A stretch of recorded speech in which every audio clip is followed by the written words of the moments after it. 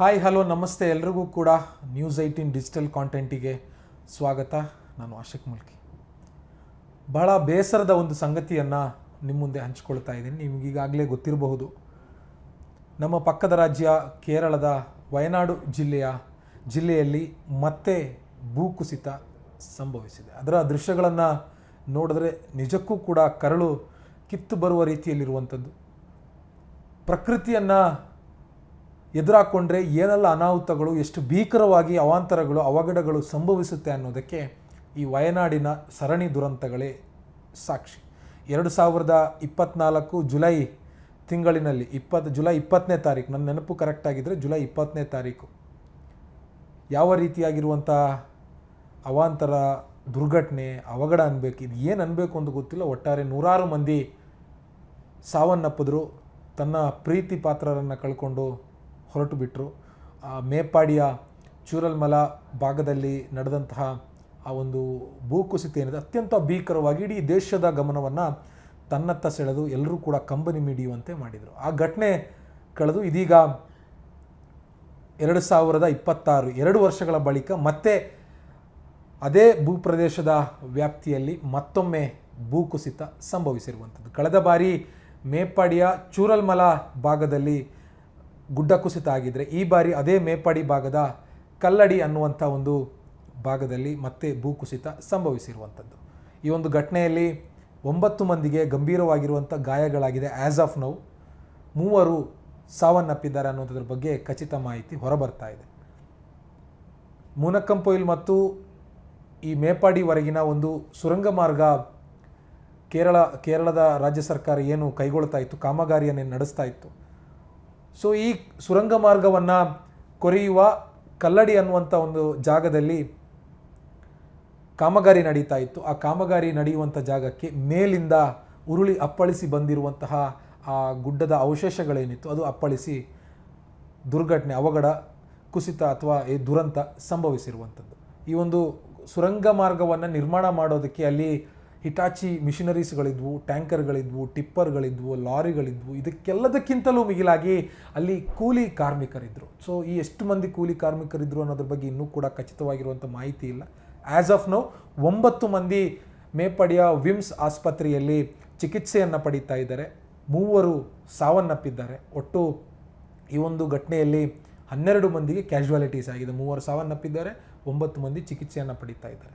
So ಈ ಕಲ್ಲಡಿಯ ಈ ಭಾಗದಲ್ಲಿ ಮೀನಾಕ್ಷಿ ಅನ್ನುವಂಥ ಒಂದು ನದಿ ಇದೆ. ಆ ನದಿಯ ಆ ಭಾಗದಲ್ಲಿ ಕಲ್ಲಡಿ ಇದೆ. ನದಿಯ ಈ ಭಾಗದಲ್ಲಿ ಅದು ಮೂನಕ್ಕಂಪೊಯಿಲ್ ಅನ್ನುವಂಥ ಒಂದು ಗ್ರಾಮಕ್ಕೆ ಹೋಗುವಂಥ ಮುಖ್ಯ ರಸ್ತೆ ಅದು. ಸೊ ಆ ರಸ್ತೆಗೆ ಅಡ್ಡಲಾಗಿ ಕಟ್ಟಿದ್ದಂತಹ ಈ ಮೀನಾಕ್ಷಿ ಬ್ರಿಡ್ಜ್ ಏನಿದೆ, ಸೇತುವೆ ಏನಿದೆ, ಅದು ಈಗ ಸಂಚಾರಕ್ಕೆ ನಿಷೇಧ ಆಗಿರುವಂಥದ್ದು. ಸಂಪೂರ್ಣವಾಗಿ ಮೇಲೆಯಿಂದ ಉರುಳಿ ಬಂದು ಅಪ್ಪಳಿಸಿ ಆ ಒಂದು ಬ್ರಿಡ್ಜ್ ಕಡೆಗೆ ಬಿದ್ದಿದೆ. ನಾವೊಂದು CCTV ಕೂಡ ನಿಮಗೆ ನೋಡಿದ್ರೆ ಗೊತ್ತಾಗುತ್ತೆ ಎಷ್ಟು ಭೀಕರವಾಗಿತ್ತು ಆ ಗಳಿಗೆಗಳು ಅನ್ನುವಂಥದ್ದನ್ನು. ಪದೇ ವಯನಾಡಿನ ಈ ಭಾಗದಲ್ಲಿ ಈ ರೀತಿಯಾಗಿರುವಂತಹ ಘಟನೆಗಳು ಮರುಕಳಿಸ್ತಾನೇ ಇದೆ. ಮುಖ್ಯವಾಗಿ ಪಶ್ಚಿಮ ಘಟ್ಟ ಅಂತಂದರೆ ಗುಜರಾತಿಂದ ಶುರುವಾಗಿ ಕೇರಳದ ಪಾಲಕ್ಕಾಡ್ ಗ್ಯಾಪ್ವರೆಗೂ ಏನು ಹೋಗುತ್ತೆ. ಸೊ ಹೆಚ್ಚು ಕಮ್ಮಿ ಒಂದು 2-2.5 ಸಾವಿರ ಕಿಲೋಮೀಟರ್ ಉದ್ದದ ವೆಸ್ಟರ್ನ್ ಘಾಟ್ಸ್ ಇದೆ ನಮಗೆ. ಸೊ ನಮಗೆ ಉತ್ತರ ಕನ್ನಡದಿಂದ ಶುರುವಾಗಿ ಕೊಡಗುವರೆಗೂ ಕೂಡ ನಮಗೆ ಆ ವೆಸ್ಟರ್ನ್ ಘಾಟ್ಸ್ ನಮ್ಮ ರಾಜ್ಯದ ಒಳಭಾಗದಲ್ಲಿ ಹಾದು ಹೋಗುತ್ತೆ. ಸೊ ಈ ವೆಸ್ಟರ್ನ್ ಘಾಟ್ಸ್ನ ಇಳಿಜಾರು ಪ್ರದೇಶದಲ್ಲಿ ಇದೀಗ ಈ ಥರದ ಅವಾಂತರಗಳು, ದುರಂತಗಳು ನಡೀತಾ ಇರುವಂಥದ್ದು. ಕಳೆದ ಬಾರಿ ಚೂರಲ್ಮಲದಲ್ಲಾಯಿತು. ಅದಕ್ಕಿಂತನೂ ಹಿಂದೆ ಒಂದು 2016-17 ಸಮಯದಲ್ಲೇನೋ ನಮ್ಮ ಮಡಿಕೇರಿ, ಕೊಡಗು ಜಿಲ್ಲೆಯಲ್ಲೂ ಕೂಡ ಗುಡ್ಡ ಕುಸಿತ ಆಗಿ ಅವಾಂತರ ಆಗಿತ್ತು. ಇವೆಲ್ಲವೂ ಕೂಡ ಒಂದೇ ಸ್ಟ್ರೆಚ್, ಪಶ್ಚಿಮ ಘಟ್ಟದ ಒಂದೇ ಸ್ಟ್ರೆಚ್ನಲ್ಲಿ ನಡೀತಾ ಇರುವಂತಹ ಅವಘಡಗಳು. ಪದೇ ಪಶ್ಚಿಮ ಘಟ್ಟದ ಈ ಭಾಗದಲ್ಲಿ ಯಾಕೆ ಈ ದುರ್ಘಟನೆಗಳು, ದುರಂತಗಳು ಆಗ್ತಾ ಇದೆ, ಭೂಕುಸಿತ ಇಲ್ಲೇ ಯಾಕೆ ಕುಸಿತಾ ಇದೆ ಅನ್ನುವಂಥದ್ರ ಬಗ್ಗೆ ಒಂದು ಸಂಕ್ಷಿಪ್ತವಾಗಿರುವಂಥ ಒಂದು ವರದಿಯನ್ನು ರೆಡಿ ಮಾಡಬೇಕಾಗುತ್ತೆ. ಇಲ್ಲ ಅಂತಂದರೆ ಮುಂದಿನ ದಿನಗಳಲ್ಲಿ ಮತ್ತಷ್ಟು ಭೀಕರವಾಗಿರುವಂಥ ಘಟನೆಗಳಿಗೆ ನಾವೆಲ್ಲರೂ ಕೂಡ ಸಾಕ್ಷಿ ಆಗಬೇಕಾಗುತ್ತೆ. ಇವತ್ತು ನಡೆದಿರುವಂಥ ಈ ಭೂಕುಸಿತ, ಗುಡ್ಡ ಕುಸಿತ ಏನಿದೆ ನಿಜಕ್ಕೂ ಕೂಡ ಭಯ ಹುಟ್ಟಿಸುತ್ತೆ. ಆ ದೃಶ್ಯಗಳನ್ನು ನೋಡಿದ್ರೆ ನಮಗೆ ಮನೆಗಳ ಮೇಲೆ ಬಂದು ಕಲ್ಲು, ಮಣ್ಣು, ಬಂಡೆಗಳೆಲ್ಲವೂ ಕೂಡ ಬಿದ್ದಿದೆ. ಬಸ್ಗಳ ಮೇಲೆ ಆ ಕೆಸರು ಮಿಶ್ರಿತ ಮಣ್ಣು, ಜೇಡಿ ಮಣ್ಣು ಏನೋ ಅದು ಬಂದು ಬಿದ್ದಿರುವಂಥದ್ದು. ಸಂಪೂರ್ಣವಾಗಿ ಆ ಲಾರಿ, ಟಿಪ್ಪರ್ಗಳು ಮುಳುಗುವಂಥ ರೀತಿಯಲ್ಲಿ ಮಣ್ಣು ಅದನ್ನು ಆವರಿಸ್ಕೊಂಡಿರುವಂಥದ್ದು. ಒಂದು ರೀತಿಯಲ್ಲಿ ಮಣ್ಣೇ ಇವನ್ನೆಲ್ಲವನ್ನು ಕೂಡ ತಿಂದಿರುವಂಥ ರೀತಿಯ ದೃಶ್ಯಗಳು ನಮಗೆ ವಯನಾಡಿನಿಂದ ಕ್ಷಣ ಕ್ಷಣಕ್ಕೂ ಕೂಡ ವಿಡಿಯೋ ಮೂಲಕವಾಗಿ ನಮ್ಮ ಕೈಗೆ, ಕಣ್ಣಿಗೆ, ಮನಸ್ಸಿಗೆ ಸೇರ್ತಾ ಇರುವಂಥದ್ದು. ಆ ಒಂದು CCTV ದೃಶ್ಯ ಅಂತೂ ನಿಜಕ್ಕೂ ಭಯ ಆಗುತ್ತೆ ನೋಡೋದಕ್ಕೆ, ಅಷ್ಟು ಭೀಕರವಾಗಿದೆ. ಮೇಲೆಯಿಂದ ಮಣ್ಣು ಉರುಳ್ಕೊಂಡು ಬಂದು ಅಲ್ಲೊಂದು ಟ್ಯಾಂಕರ್ ನಿಂತಿರುತ್ತೆ ಮೀನಾಕ್ಷಿ ಬ್ರಿಡ್ಜ್ ಪಕ್ಕದಲ್ಲಿ ಮೇಲೆ. ಆ ಟ್ಯಾಂಕರನ್ನು ತಳ್ಳಿ ಮುಂದಕ್ಕೆ ಹಾಕಿ ಮತ್ತಷ್ಟು ವೇಗವಾಗಿ ಅದು ಬಂದು ಅಪ್ಪಳಿಸುತ್ತೆ ಅಲ್ಲಿರುವಂಥ ಕಟ್ಟಡಗಳಿಗೆ, ಅಂಗಡಿ ಮುಂಗಟ್ಟುಗಳು ಅಂತ ಅನಿಸುತ್ತೆ ಅದು, ಅಲ್ಲಿರುವಂಥ ಕಟ್ಟಡಗಳಿಗೆ ಬಂದು ಅಪ್ಪಳಿಸುವಾಗ ಜೀವವನ್ನು ಕೈಯಲ್ಲಿ ಹಿಡ್ಕೊಂಡು ಬಚಾವಾದರೆ ಸಾಕು ಅನ್ನುವಂಥ ರೀತಿಯಲ್ಲಿ ಅಲ್ಲಿರುವಂಥ ಸ್ಥಳೀಯರು, ಅದನ್ನು ನೋಡ್ತಾ ನಿಂತಂಥ ಸ್ಥಳೀಯರು ಓಡೋಡಿ ಬರ್ತಾರೆ. ನಿಜಕ್ಕೂ ಕೂಡ ಗಾಬರಿಯನ್ನು ಉಂಟು ಮಾಡುತ್ತೆ. ಒಬ್ಬ ಅಂತೂ ಪಲ್ಟಿ ಹೊಡೆದು ಮುಂದಕ್ಕೆ ಬಿದ್ದು ಎದ್ದು ತನ್ನ ಜೀವ ಉಳಿತು ಅನ್ನುವಂಥ ಒಂದು ಸಂತೃಪ್ತಿಯಲ್ಲಿ ಎದ್ದು ಓಡ್ತಾನೆ. ಒಂದು ಮಹಿಳೆ ಮತ್ತೊಂದು ಗಂಡಸು ಕೈ ಹಿಡಿದು ಓಡ್ಕೊಂಬರ್ತಾರೆ. ಕೊನೆಗೆ ಆ ಟ್ಯಾಂಕರು ಮತ್ತು ಆ ಕೆಸರು ಮಿಶ್ರಿತ ಇದರಲ್ಲಿ ಮುಳುಗಿ ಅವರು ಏನೋ ಅವರ ಅದೃಷ್ಟ ಚೆನ್ನಾಗಿತ್ತು ಅನಿಸುತ್ತೆ, ಬಚಾವಾಗ್ತಾರೆ. ಆದರೆ ಅವರು ಸಂಪೂರ್ಣವಾಗಿ ಕೆಸರಲ್ಲಿ ಮುಳುಗಿ ಎದ್ದು ಬಂದಿದ್ದಾರೆ. ಅಲ್ಲಿ ನಿಂತಹ ಆಟೋ ರಿಕ್ಷಾಗಳು, ಸ್ಕೂಟ್ರುಗಳೆಲ್ಲವೂ ಕೂಡ ಜಖಮ್ಮಾಗಿದೆ. ಆ ರಸ್ತೆ ಈಗ ಈ ಕಡೆ ಮುನಕ್ಕಂಪೊಯಿಲ್ ಮತ್ತು ಕಲ್ಲಡಿ ಅನ್ನುವಂಥ 2 ಗ್ರಾಮಗಳಿಗೆ ಸಂಪರ್ಕ ಕಲ್ಪಿಸುವಂಥ ಮೀನಾಕ್ಷಿ ಬ್ರಿಡ್ಜ್ ಏನಿದೆ ಅದು ಸಂಪೂರ್ಣವಾಗಿ ಹಾನಿ ಆಗೋಗಿದೆ. ಹೀಗಾಗಿ ಅದರ ಮೇಲೆ ಸಂಚಾರಕ್ಕೂ ಕೂಡ ನಿರ್ಬಂಧವನ್ನು ಹೇರಿರುವಂಥದ್ದು. ವಿಮ್ಸ್ ಆಸ್ಪತ್ರೆಯಲ್ಲಿ ಈಗ ಅವರಿಗೆ ಬೇಕಾಗಿರುವಂಥ ಚಿಕಿತ್ಸೆಯನ್ನು ಕೊಡಿಸಲಾಗ್ತಾ ಇದೆ. ಹೆಚ್ಚುವರಿ ಚಿಕಿತ್ಸೆ ಬೇಕು ಅಂತಂದರೆ ಕ್ಯಾಲಿಕಟ್ ಮೆಡಿಕಲ್ ಕಾಲೇಜಿಗೂ ಕೂಡ ರವಾನಿಸೋದಕ್ಕೆ ಕೇರಳಂನ ಮುಖ್ಯಮಂತ್ರಿ VD ಸತೀಶನ್ ಅವರು ಜಿಲ್ಲಾಧಿಕಾರಿಗಳಿಗೆ ಸೂಚನೆಯನ್ನು ಕೊಟ್ಟಿರುವಂಥದ್ದು. ಸ್ಥಳದಲ್ಲಿ SDRF, NDRF ಮತ್ತು ಇತರೆ ರಕ್ಷಣಾ ಸಿಬ್ಬಂದಿಗಳು ಮತ್ತು ಸ್ಥಳೀಯರು ಕೂಡ ನಿಂತು ರಕ್ಷಣಾ ಕಾರ್ಯಾಚರಣೆಯನ್ನು ಕೈಗೊಳ್ತಾ ಇದ್ದಾರೆ. ಇನ್ನೂ ಕೂಡ ಭಾಳ ಸಮಯ ಬೇಕಾಗುತ್ತೆ. ಯಾಕೆಂದರೆ ಮೇಲಿಂದ ಒಂದು ವರದಿಯ ಪ್ರಕಾರ, ಒಂದು ರಾಷ್ಟ್ರೀಯ ಸುದ್ದಿ ಸಂಸ್ಥೆ ವರದಿ ಮಾಡಿರುವಂಥ ಪ್ರಕಾರ ಮೇಲೆ ಗುಡ್ಡದ ಭಾಗದಲ್ಲಿ 86 ಸ್ಕ್ವೇರ್ ಕಿಲೋಮೀಟರ್ ಅಷ್ಟು ವ್ಯಾಪ್ತಿಗೆ ಮಣ್ಣು ಕುಸಿತ ಆಗಿದೆ ಅನ್ನುವಂಥದ್ದು. ಅಂದರೆ ನಾವು ಕಳೆದ ಬಾರಿ ಚೂರಲ್ಮಲಾದಲ್ಲಿ ಹೆಚ್ಚು ಕಮ್ಮಿ 96,000 ಅಂದರೆ ಹೆಚ್ಚು ಕಮ್ಮಿ 1 ಲಕ್ಷ ಸ್ಕ್ವೇರ್ ಕಿಲೋಮೀಟರ್ ಅಷ್ಟು ಮಣ್ಣು ಕುಸಿತ ಆಗಿತ್ತು ಕಳೆದ ಬಾರಿ. ಈ ಬಾರಿ 80,000 ರಿಂದ 86,000 ಸ್ಕ್ವೇರ್ ಕಿಲೋಮೀಟರ್ ಅಷ್ಟು ಮಣ್ಣು ಕುಸಿತ ಆಗಿದೆ.